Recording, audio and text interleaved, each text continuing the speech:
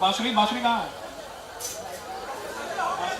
Last में पहले हम बांसुरी बजाएंगे, जिसको फोटो लेना फोटो ले सकता है, कैमरा चालू है।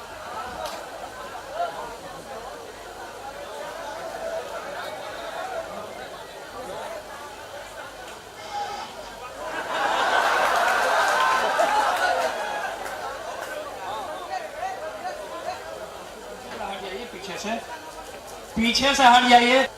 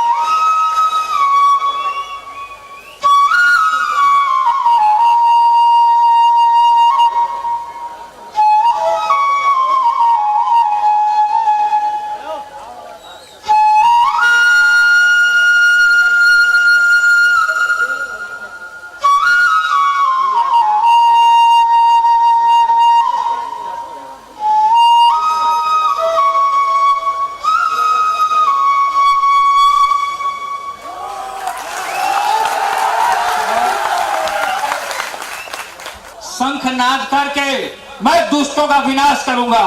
इसको पहले सर्वप्रथम शंखनाद करने से पहले, इसका मेरा प्रिय साथी है, इसका नाम सुघोष है। सुघोष, इसको सुघोष बोलते हैं।